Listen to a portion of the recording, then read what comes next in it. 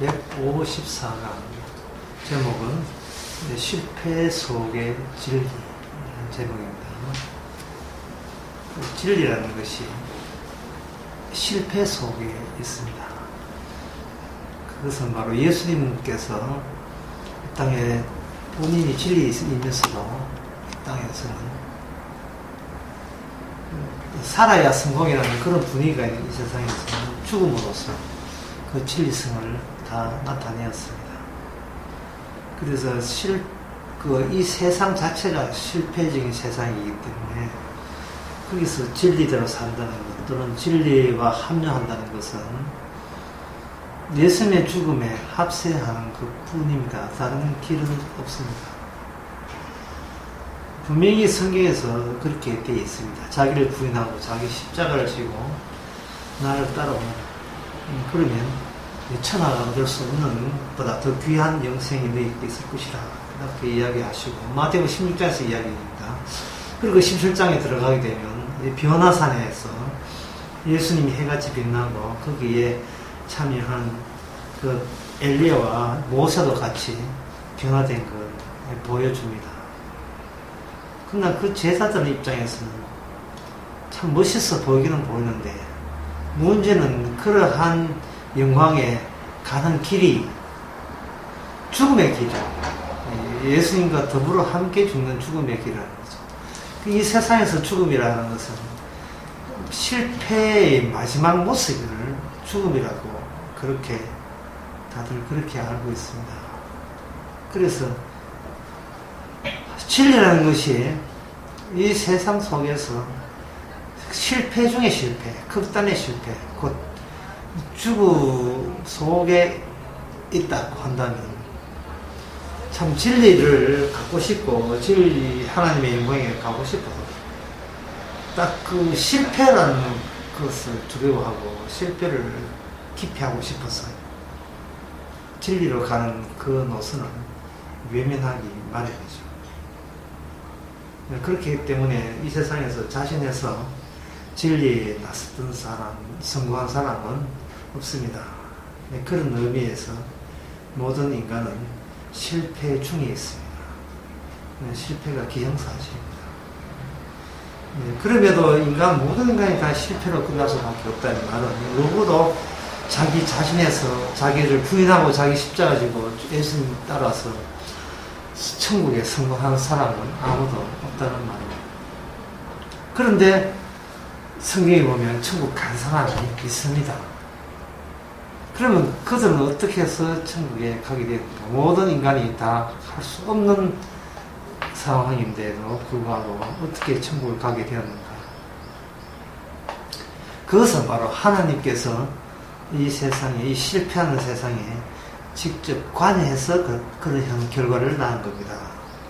예수님께서는 독생자로서 이 땅에 오셨는데 예수님 오시기 전에 하나님께서 꾸준히 이 세상을 방문했습니다. 그 방문한 지점이 어디냐? 바로 이스라엘 나라입니다. 그래서 구약은 이스라엘 나라 중심으로 설명이 되어 있습니다. 구약의 내용은 무엇이냐 물으신다면 인간 힘으로 갈 수 없는 주님의 나라에 진리 하나님께서 이 실패밖에 모르는 세상에 하나님께서 오셔서 거기서 일을 벌린 그 역사가 이스라엘 역사고 그 이스라엘 역사 중심으로 세워진 것이 바로 구약이다. 이렇게 생각하시면 맞는 이야기입니다. 그러면 그 실패 가운데서 이제 남은 문제는 그럼 실패할 수밖에 없는데 어떻게 성공을 하게 했느냐 이것이 이제 궁금할 겁니다. 이사야 37장, 48장, 39장에 보면 히스기야 왕 이야기가 나옵니다.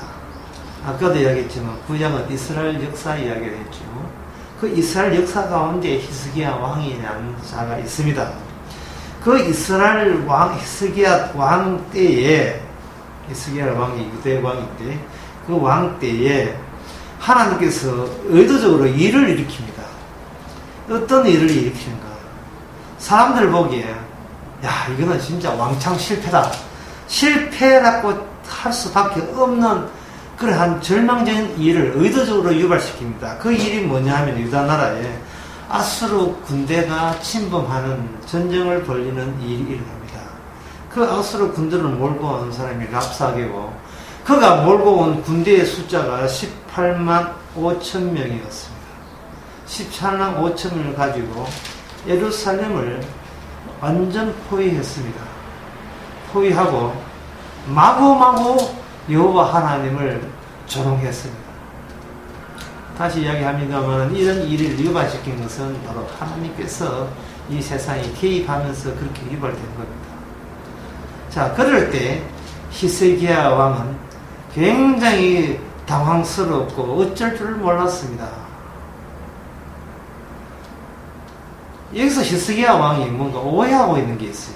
그건 뭐냐 하면 자기가 유대의 왕이라는 점을 노리고 아수르 군대가 온 게 아닙니다. 그런데 아수르 군대가 온 것은 예루살렘에 계시는 여호와를 모독하기 위해서 왔는데 이 히스기야는 자기 개인적인 어떤 영도력이라든지 국가 운영에 실패당하는 사태가 왔다고 생각해서 왕의 입장에서 어쩔 줄을 모르고 있는 거예요.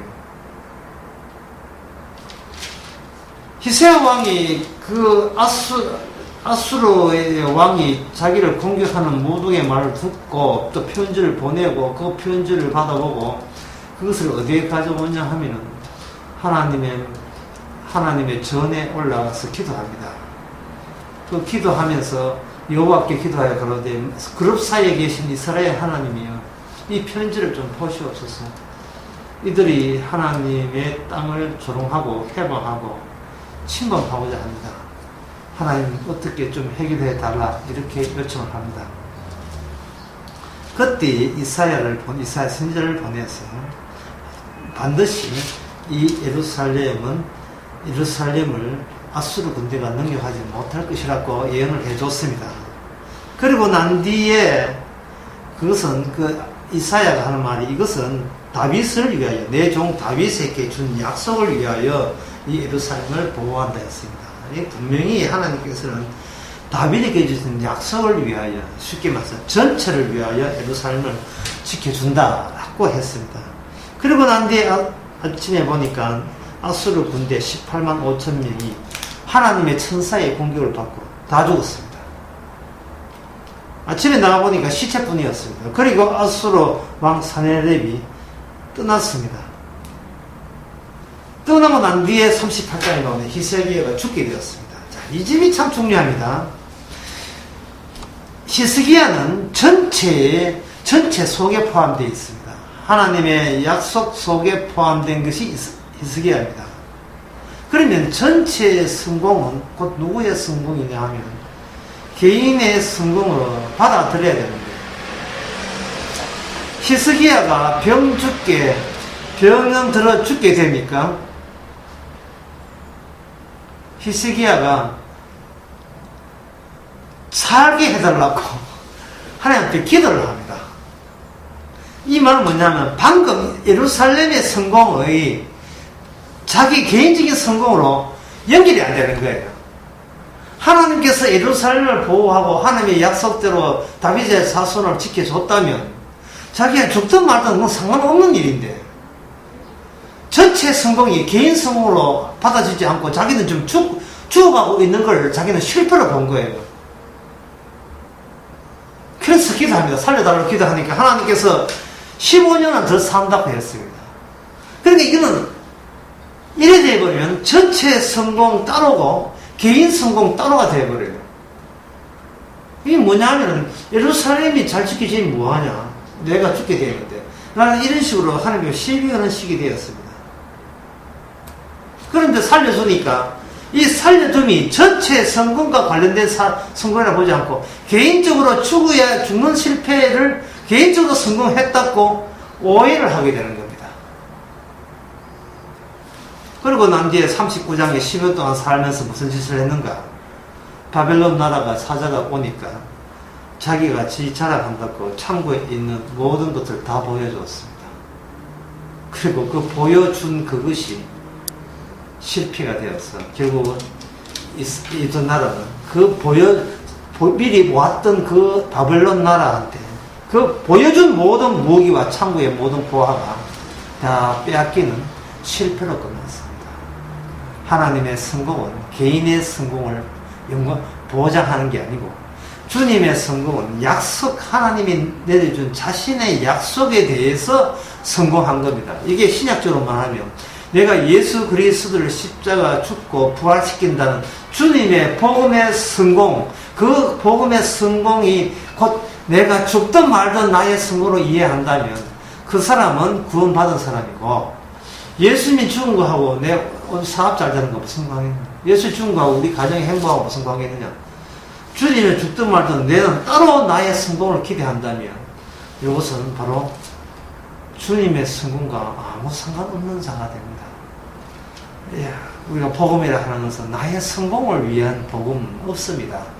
그저 예수님이 이렇게 성공하셨습니다 하면 우리는 그 예수를 위해서 내가 죽는다는 실패를 해도 괜찮습니다 하는, 내가 죽을지언정 내가 죽음이라는 실패군다 할지라도 주님만 주가 되신다면 그것이 나의 성공이라고 고백하는 사람, 그 사람만이 주님과 연관되어 있는 구원자입니다.